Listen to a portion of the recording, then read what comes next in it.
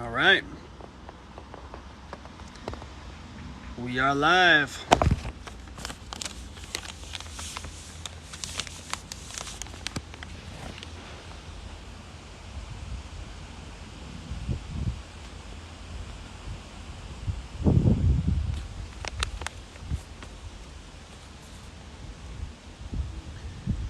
Catholic crayons, welcome. Not streaming at my typical time today, but we are going to have a great stream. We're going to talk about teaching children critical thinking. Ghost 1783, yes. C.S. Smith, thank you guys for joining. Almanac, Gabe, thank you for being here. I'm streaming not at my typical time today, but we're going to talk about teaching children critical thinking, and I don't know what could be more important, because one of the biggest failures of the public school system is it focuses on, it's that standardized test mentality, right? Your children are going to be tested on X information, this information or that information, and if they know it by a certain age, well, then they're keeping up. That means they're well educated, right? Yo, can you guess me? I have a question. I mean, I can't guess you at this moment, but if you want to reach out to me through email, classicallearnertoday@gmail.com, I might be able to set something up for you. But yeah, so you get that standardized test mentality. By the way, if any of you want to jump in, I'm very interactive, happy to answer your questions about homeschooling or whatever it might be in the world if I feel like answering it. So in public school, they have that standardized test mentality, right? We need to make sure that our children, know these historical dates, or could regurgitate a fact about this historical figure or that historical figure. But the truth is, just because a child might know that doesn't mean they know anything, right? Because that doesn't mean they have the ability to interpret information for themselves or any of that fun stuff. Early childhood education should focus on critical thinking, the process of learning itself, rather than focus on the memorization of any specific information. And today, or this morning, I posted a TikTok that Christopher Columbus sailed the ocean blue in 1492, and now you know history. But of course, anyone able to think for themselves says, wait a second, you don't know history, you just memorized a sentence, right? An alleged fact, and now you've accepted it yourself as being history. You might know his story, but you don't know history, right? And the sad thing is that's the way children are taught in public school. Memorize a piece of information, and if you can repeat it back, if you can regurgitate that, then you know history.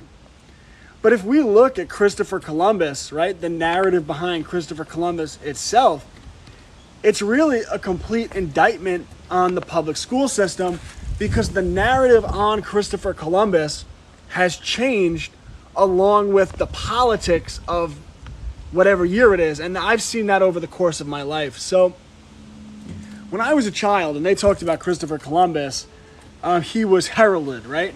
Christopher Columbus sailed the ocean blue in 1492, and he discovered the New World, and he brought the Europeans here, and that led to the colonies in America, right? And it's a very positive narrative. Well, somewhere over the course of my lifetime, the politics around Christopher Columbus changed, and now the narrative behind Christopher Columbus changed. So as when I was a child and we were taught, oh, Christopher Columbus, he was great, right? Well, today, children are taught that Christopher Columbus was a bad man who colonized the New World, and he would use the natives as slave labor, and if he caught them stealing or not working hard, he would cut off their hand. Right? Now, these are two radically different narratives. Now, obviously, I have my opinion as to which narrative is correct and which narrative is incorrect. But that doesn't even matter. The important lesson to take from this is that the history of Christopher Columbus didn't change based on the facts. It just changed based on the politics of today. And if the politics of 30 years from now are different than the politics of today, well, then Christopher Columbus might be a good guy again, right? And then 50 years from now, he might be a bad guy. But the point is that if you are just teaching your children to memorize information, well, then they don't actually know anything. And most of the population, and the sad thing is, because people are educated to memorize information and accept that information as truth from a very young age, people become very rigid in their thought process. They're not able to think critically as they grow older, and they can't adjust to the world around them. So when authority comes out and Dr. Fauci says, well, the things that he says, a lot of people aren't able to question these narratives. Read Lies My Teacher Taught Me. Thanks, I haven't read that one. That sounds good. I just took a screenshot. I used to think unschooling was an insane idea. I love it now. Yeah, well, unschooling is the best because it allows you to follow or use the things your child is already motivated in to teach them the lessons you want them to learn and get them real world experience. So you want them to have entrepreneurial experience. You want them to have a winning mindset. By the way, I stream every day at 12. I just, due to circumstance today, I'm streaming right now. You want them to have an abundance mindset where they see opportunities where other children do not.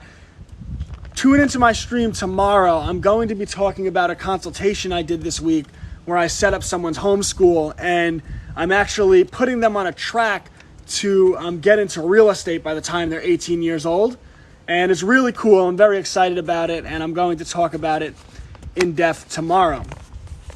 So I now gave you an example with Christopher Columbus of how children are taught to memorize, that standardized test model, but they're not taught critical thinking. Well, the question is, okay there, then, Mr. Classical Learner, how do you teach children critical thinking? Well, that's a good question. Glad you asked. Thanks for asking. Critical thinking, it's not something you could do in a course, right? It has to go into the mindset by which you educate your child. So let's use history as an example. When children study history, you are making a mistake if you have them memorize this date or that date. You have them learn the name of a historical figure and memorize his alleged role. And the word alleged is important because history is just someone's interpretation, or often in public school is a politically driven institution's interpretation of a historical event that happened or even allegedly happened, but that's another ball game. All right? But either way, history is an interpretation. And you can't turn on the news and get a straight story one day after something happened. The notion that we can get a straight story about something that happened 50, 100 years ago. I mean, you look at the Civil War alone and how they use that narrative to divide white and black people today. If you go to public school, you will be lectured, drilled ad nauseum that the Civil War was fought about slavery. But if you read the primary writings of Stonewall Jackson, the primary writings of Abraham Lincoln, you would say, okay, the Civil War was not over slavery. It was just a smaller part of what happened in that conflict. Right? So the historical narratives, we get are very political. Let me talk about a better way, or I kind of just brought it up, to study history. Instead of telling your child that the Civil War was fought over this reason or that reason, right? You can have him read the primary writings of characters on both sides of events, right? He could read the primary writings of Abraham Lincoln, read the primary writings of Stonewall Jackson, read the primary writings of Ulysses S. Grant, right? And by doing that, you then give your child assignments that could be writing, it could be verbal, to formulate their own unique understanding and back it up with the information they know now, right? They could say, the Civil War was fought over tariffs and protectionism. And I know this because when I read the primary writings of Stonewall Jackson, that's what he was talking about. And, that might be right, it might be wrong, right? But it's more accurate than just memorizing some information given to you, and children are exercising their muscle of thinking critically. So when children study history, they should be reading the primary writings on people of both sides of events. And yes, they could read some secondary writings about history, but they better read, both sides of that narrative, because every conflict, right, every story has probably three sides, right? It has your side, their side, and the truth, which is somewhere in the middle. But by teaching children history this way, you're exercising their muscle of critical thinking.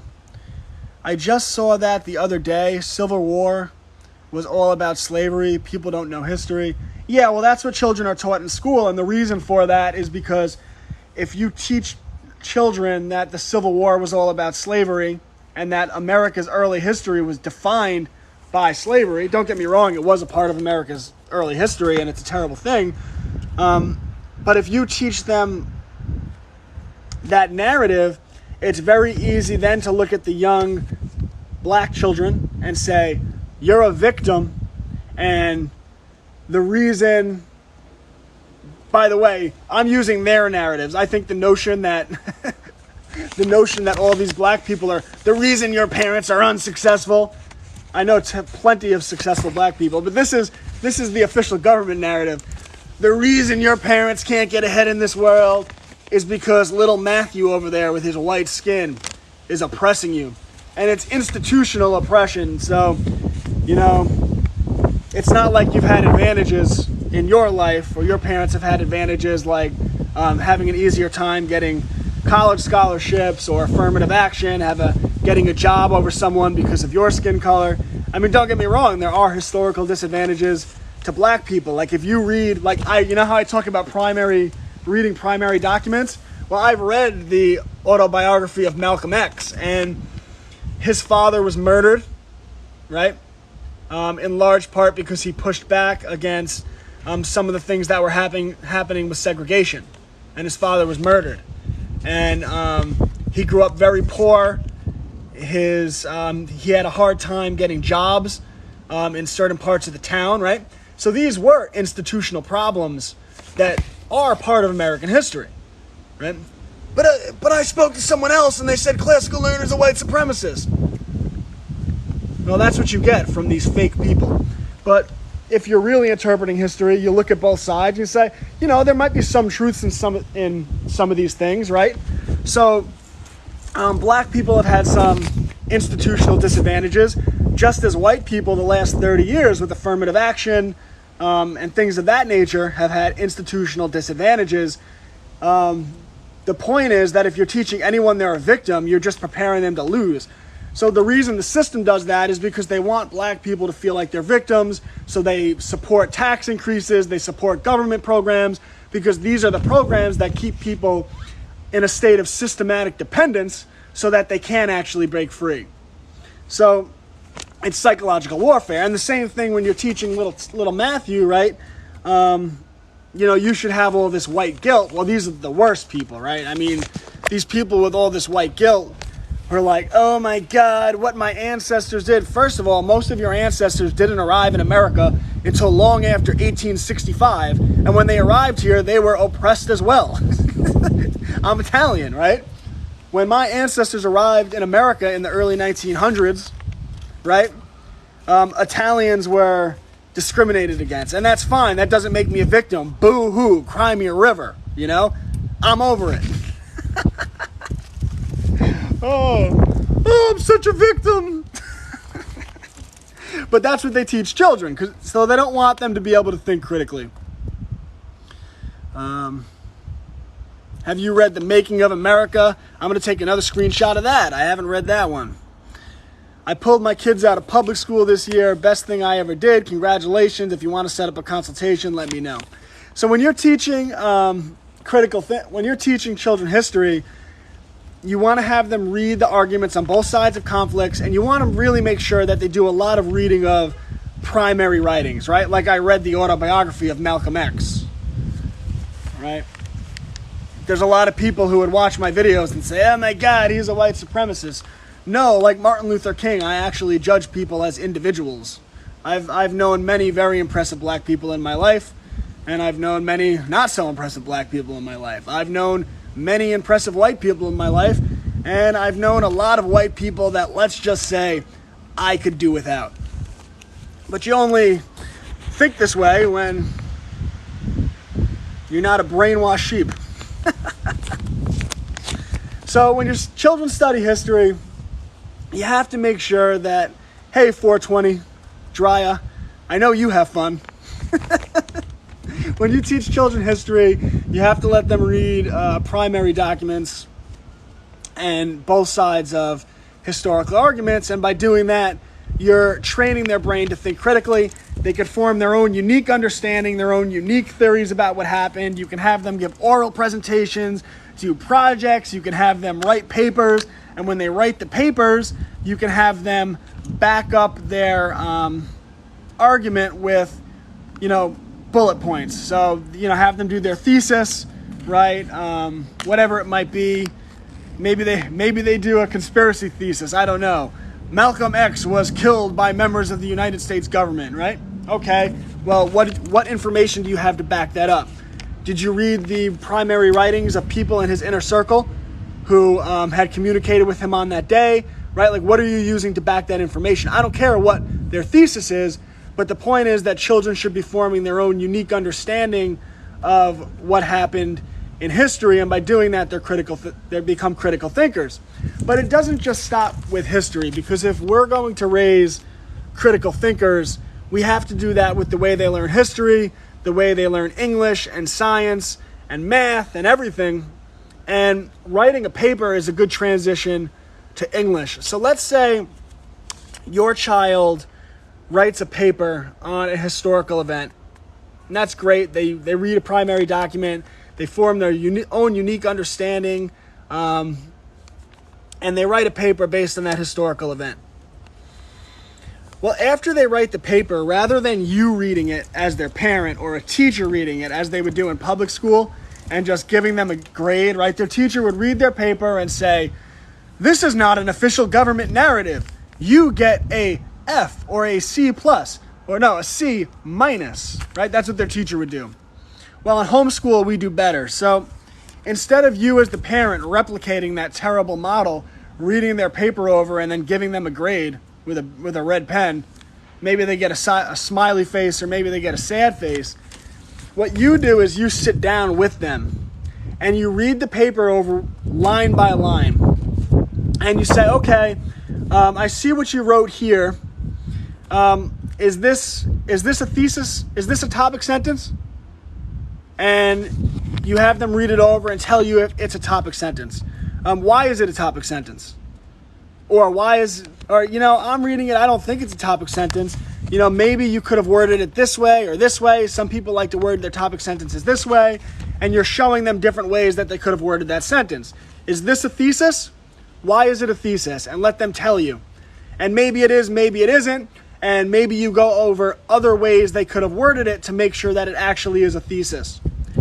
Okay, let's read over your work. Do you have 3 bullet points in your argument, in your body, backing up your thesis? And you could have them review it and say, okay, can you write 1, 2, 3? I want you to pick out the bullet points in the argument that you made. And then they do that. Do you have a conclusion, right? And you read it over and say, okay, did the conclusion kind of wrap a nice bow around the argument that you made, right? Did it tie in with your thesis? And did it close off the argument that you made in the body, right? And again, and they say maybe they say yes, it did. You say, okay, well, kind of use that Socratic method. okay, well, in your third bullet point where you said that, that Andrew Jackson, Stonewall Jackson, in the third bullet point when you said he was talking about tariffs, not slavery, right? You didn't bring that up in the conclusion. So could you have tied that in? That type of thing. Because you're getting them to think critically about their writing.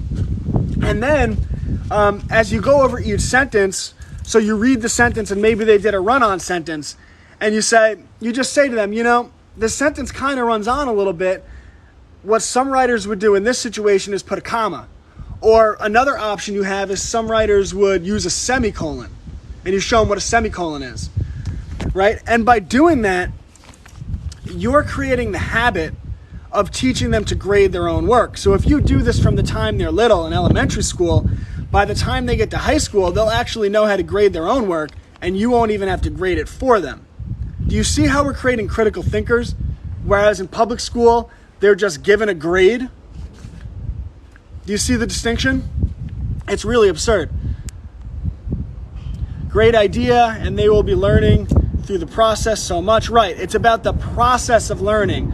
A worthy education teaches the process of learning, and if you do this stuff from the time children are little, by the time they get to high school, you don't even have to do that much to educate them, right? They could lead their own education.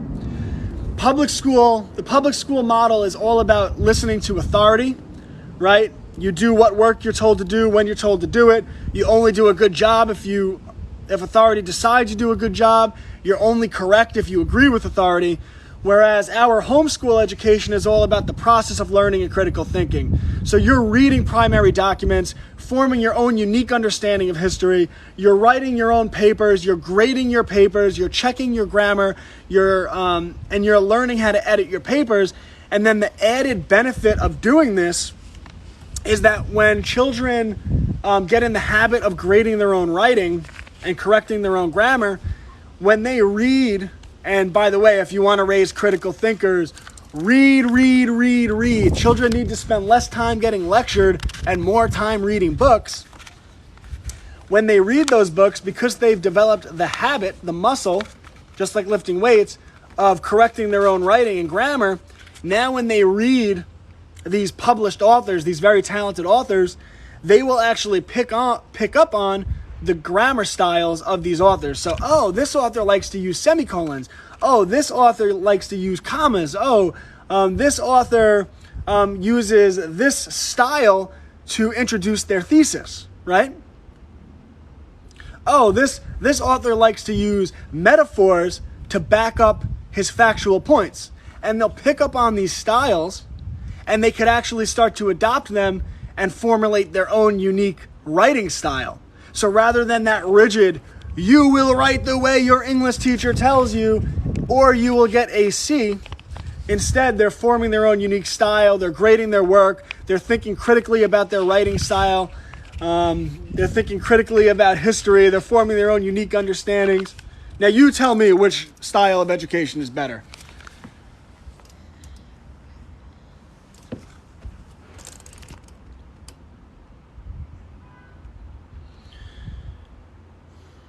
I struggle with most is pulling my son out of school because leaving his friends. Yeah, well, when you pull your son out of school, math will be a priority. Science will be a priority. We'll get to science.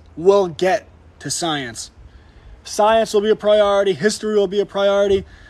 So what I would do is just make socializing a priority, right? You pull your son out of school, make sure that, 3-4 days a week, he has the full freedom to go out and hang out with his friends after school hours, right? You make that a priority.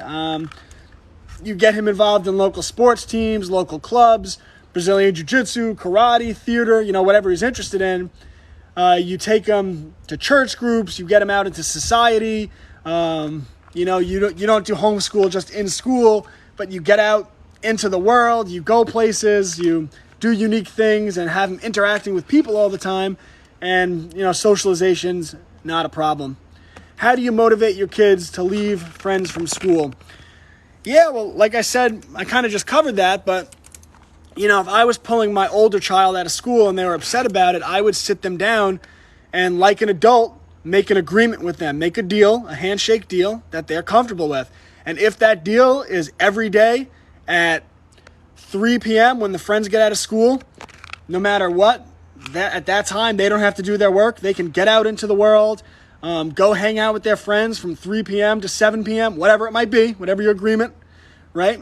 And you honor that agreement, because we are raising young people that we want to be sovereign adults. So you let them take ownership over their education, let them have a say in what they're going to learn, how they're going to learn it, and let them have a say over their schedule and their socialization. And if you do that, I think they will be comfortable not being in school, because they know every day, 3 p.m., they could see their friends. I withdrew my 16-year-old son out of school, but I have no plan. I was just going to let him get his GED. I don't know why you wouldn't also just have him graduate. All you have to do is cover the required subjects in your state. You don't even have to be that overly comprehensive. It doesn't have to be overly formal, but, you make sure that he studies American history, whether that's, on field trips or formally with books. And you give him a parent-issued homeschool high school diploma. But I think that's great, because you want to teach him skills.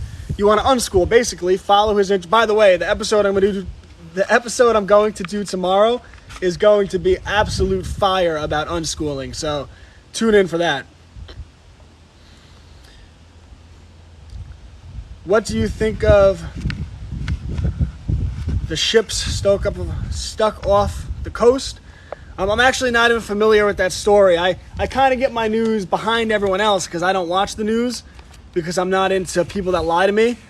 But my guess would be that it's more interruptions of the supply chains. So, it's hard to get a finger on how much the cost of everything going up is inflation versus how much the cost of everything going up is breakdowns in the supply chain. So let me give you an example. Obviously it could be inflation because they print all this money. And when you do that, it's natural that there's going to be, that's an inflationary force. But I'll give you a concrete example. The price of cars has gone up, right? So you say, oh, that's inflation. Well, maybe not. Because the shutdowns of the last year have interrupted the global supply chains, and I think this is by design to make us hurt economically and beg for a better deal. I think ultimately what they want to do is get us to accept the digital dollar, because that gives them a lot of control against people that speak out, because if all money is digital and they could shut off your money or your avenues to make money, it becomes a big problem, right? Big problem speaking out against authority. So the supply chains break down over the last 20 months, and out of China, they weren't able to manufacture these little chips that go in cars. So when you get into your car and you have your fancy GPS system and it connects to your phone or whatever it might be, and it plays satellite radio, well, that's all made possible by these chips that are made in China, computer chips. Well, the supply chains broke down. There was a shortage of these computer chips, and then all of these cars that are already built, ready to go out to the car dealerships, all of a sudden they couldn't get these chips put in. So now you have all these new cars without these chips, so they can't send them to the dealerships for sale. That creates a shortage in cars, supply, demand. All of a sudden there's not as many new cars available, and the price of cars goes through the roof, right? So that's a problem with the supply chain. That's not inflation. Now, I'm guessing to some degree that is inflation. By the way, we see the same thing with plywood, with wood, right? The price of wood went up and everyone said, oh, that's inflation. Well, yes, it probably is inflation, but there is a chemical that is eluding the name of me right now. There is a chemical that is used to treat wood.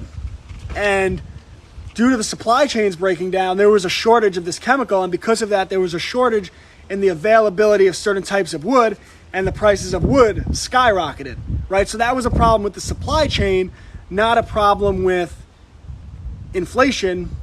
So it's hard to get my finger on exactly with everything going on, how much of it is inflation and how much of it is problems with the supply chain. But again, I don't watch the news, so what will I know?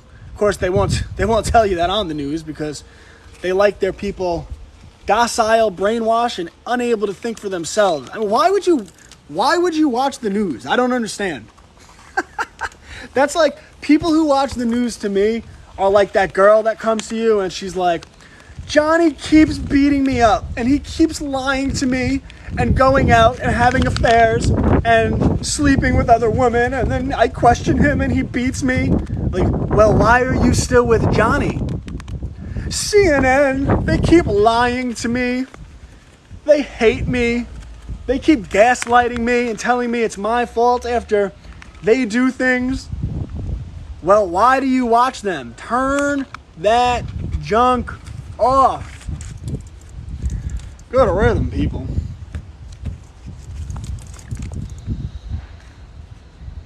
I don't know. What do I know? I'm just a guy who lives in a forest and likes freedom too much. I'm visiting my parents out of state, by the way. This is not where I typically stream from, but it's nice to see my parents. So we use history to allow children to read primary documents and formulate their own unique understanding of history. We allow them to grade, for lack of a better term, or correct, review, fix their own writing so that they can become better writers and learn to think critically about the process of writing, about logic, about, are there any logical contradictions in their writing, right? That's another thing. When they grade their own writing, right, we're having them search their document for logical contradictions. So if in the first sentence they say the sky is blue, and in the next sentence they say the sky is green, you point that out and you say, wait a second, didn't you say the sky was blue earlier? And then you're teaching them to catch their own logical contradictions, which of course teaches them to catch logical contradictions and fallacies when they're listening to CNN or Fox News or anything else they come across when they're reading something, whatever it might be. But what about science? How do we teach critical thinking when children learn science? Well, think about how children learn science in public school.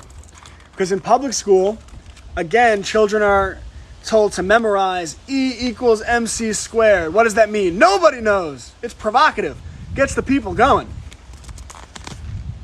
Well, in homeschool or in your supplement of school, the way science should be taught to create critical thinkers is through observation, the creation of unique hypotheses and theories, and the testing out of those theories.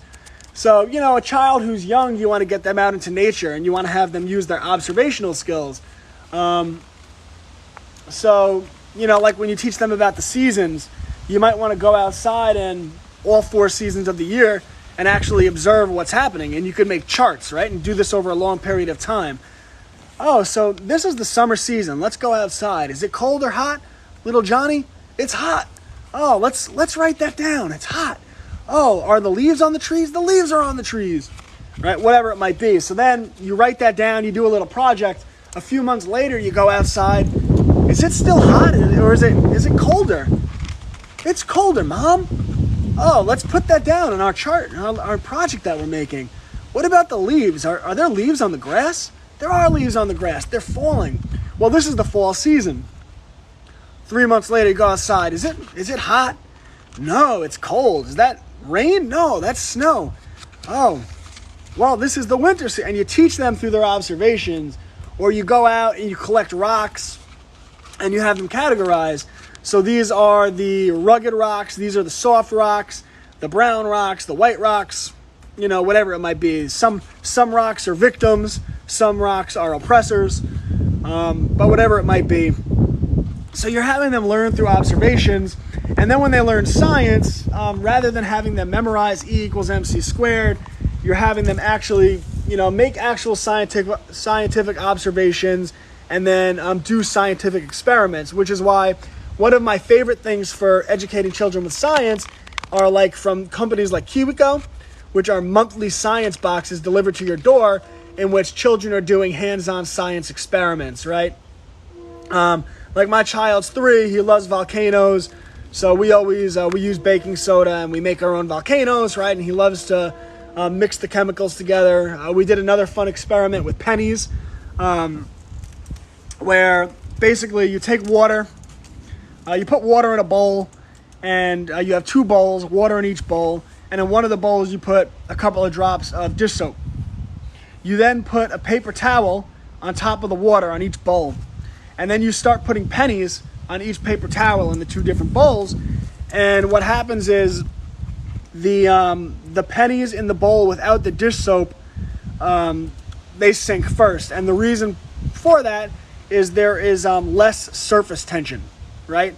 So the soap actually creates surface tension. So it's actual hands-on science and doing that type of thing. And when children do this and they grow up, when people come along and say, you better get this medical experiment done to you, otherwise, you're going to die, you might be able to think critically enough to say, wait a second, I don't see people dropping dead all around me. I mean, I remember when this event happened 20 months ago, and we were getting videos from, let's just say, from another country, right?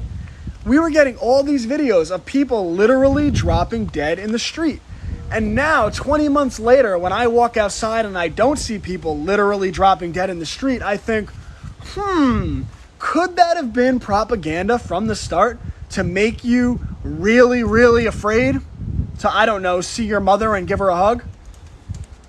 I digress.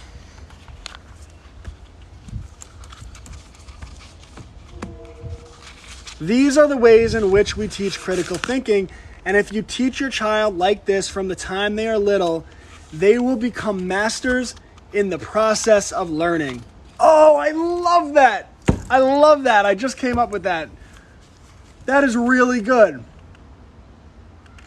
People go to school to get a master's in education. They go to school to get a master's in this, or a master's in women's studies, or a master's degree in sociology. No, we want our children to have a master's degree in the process of learning. A master's in the process of learning. And if you teach young children, thank you. If you teach thank you so much. I don't know what that slice of bread is, but I'm guessing that's money, and I really appreciate that. If you give your young children a master's in the process of learning, rather than a master's in memorization, by the time they're in high school, they should be able to pretty much take control of their entire education. And of course, they've already developed the habit, not only in the process of learning, but of following their interest and doing entrepreneurial things. So like you do the unschooling thing from the time they're little, and by the time they're in high school, you could really just guide them to, definitely tune in at 12 tomorrow, because the episode, I'm working with a family right now. I set up their homeschool. I'm going to review it with them later tonight. And I'm going to start a child, a 15-year-old, on a track to become a real estate agent. Not a real estate agent, a real estate investor. Really cool stuff, but I'll go over it in full tomorrow. But really, if they master the process of learning and have a habit of following their interest and doing entrepreneurial things, well, by the time they get to high school, you could really just guide them or kind of challenge them based on to do things they already are interested in.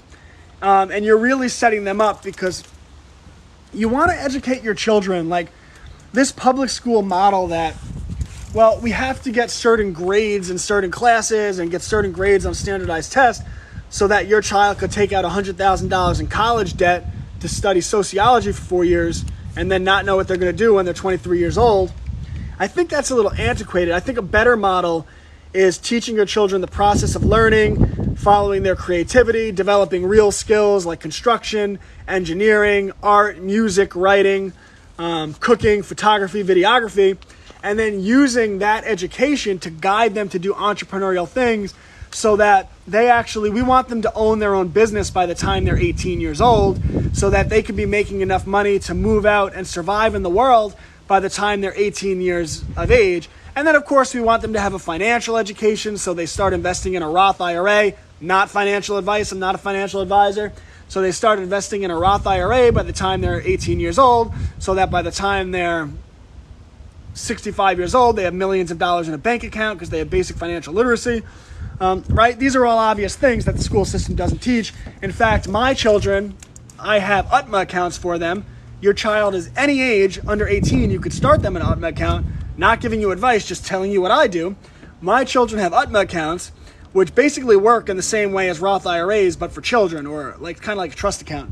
Not exactly, but kind of. And I just add money into those accounts every birthday, every Christmas. And it's called a UTMA, UTMA.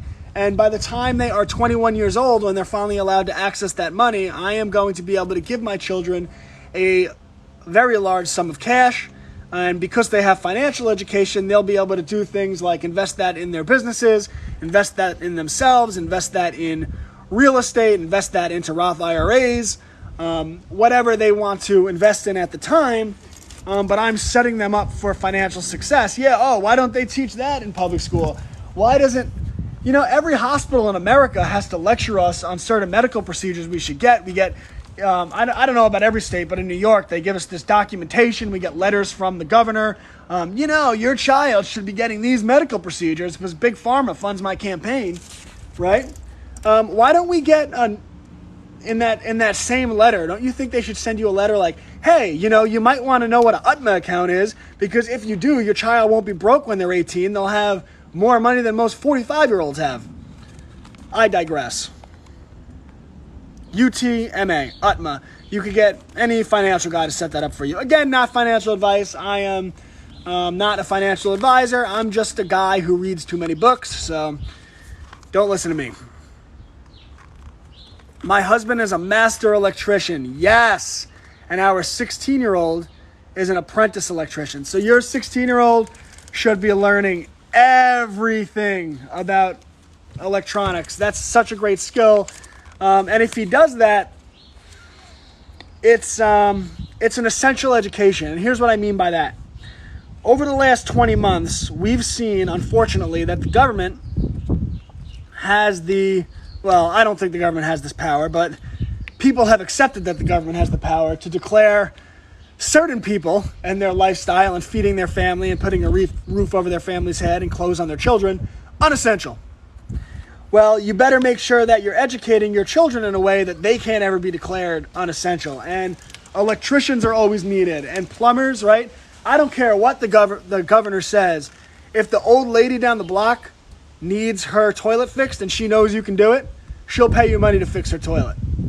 And of course, by teaching these skills, we're also positioning our children in a way in which, because we're getting them entrepreneurial experience, that they can start their own businesses and do really cool things.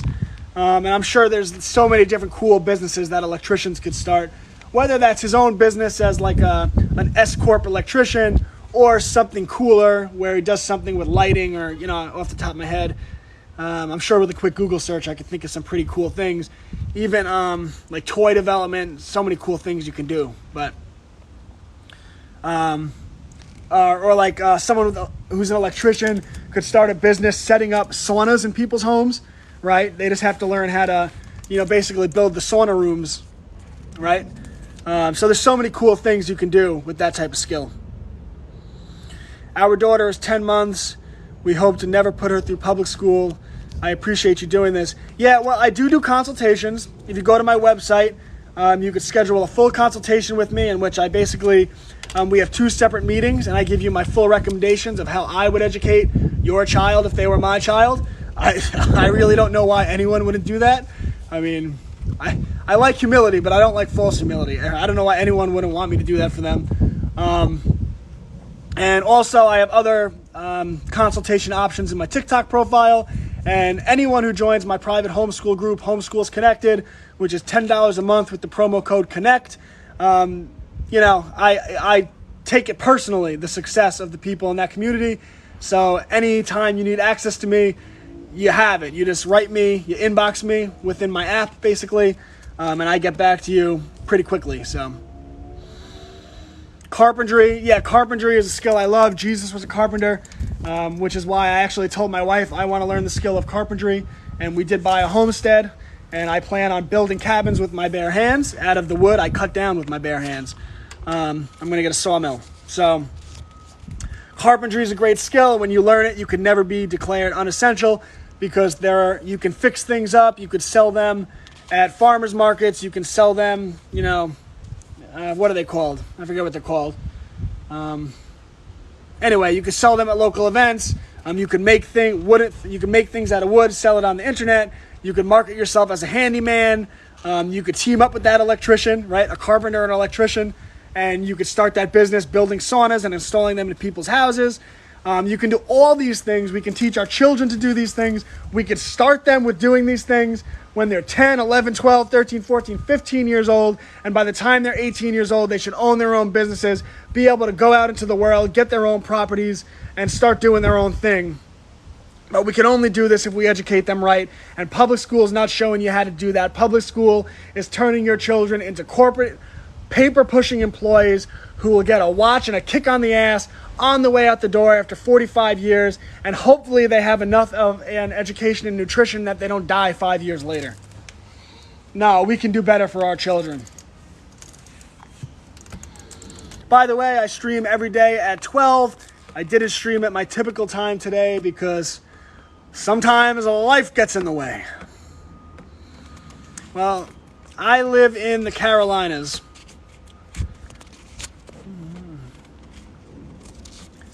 By the way, if you don't like freedom and you support any type of tyranny, don't come to the Carolinas. It's a terrible place. You don't want to be there. It's filled with super spreaders. At least the part of, and listen, there are bad parts of the Carolinas. Trust me. There are some parts of the Carolinas that I'm like, ugh, it's like New York. But where I live, it's so if you're worried about super spreaders, do not come to where I live. I don't want you there. I wouldn't want you to get sick. But if you're into freedom and that type of thing, then inbox me. Oh, cool. The mountains, Carolina. Yes, mountains are a little ways away from me, but I have friends in the mountains. I actually visited a few weeks ago. We are moving to east side of Tennessee. Here's the other thing I say to people. And I moved down south, so I can say this, and I make it a point. When you move from one of these hellholes like California, New York, down to a place that has freedom, you got to train yourself not to just appreciate their freedoms, but to try to understand their culture, because their culture and their morality, and in these places, like where I live, it's very rooted in Christianity and people going to church. The reason they are such free places, even in the midst of all this tyranny, is their culture and their spirituality. And if you're going to, I don't want to say invade, but seek refuge in these places, make it a point to understand why these places are free, because it's not just politics. And if you don't do that, the place you hand to your children will be just as bad as the hellhole you left. 5 minutes from the Tennessee border. Love Tennessee. Beautiful, beautiful. A lot of good people there. My husband will be watching our two girls. Not of school age yet, but you are a good resource for us. Thank you. Why, thank you. By the way, I post the replays of this from the day prior every day on YouTube, the Classical Learner YouTube page. So anyway, this has been a blast, but I think I achieved my goal here. So I'll post this on the Classical Learner YouTube page. And if you want to schedule a consultation or join my private homeschool community, feel free to do that. Just decided to take my children out of the school system. I'm looking through my options. Do you have any?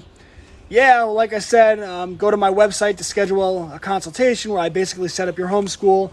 Or I have other consultation options on my TikTok profile and my private homeschool community, Homeschools Connected, which is $10 a month. With the promo code CONNECT, and I make it a point to make sure the people in my group are successful. He's an electrician if you want to hold if you want a sauna.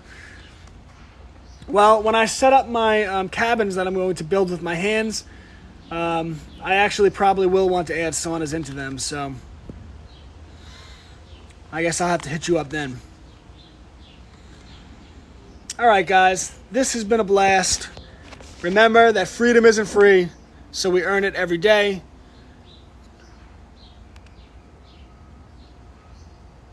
Alright guys, I will be back tomorrow at 12, and freedom isn't free.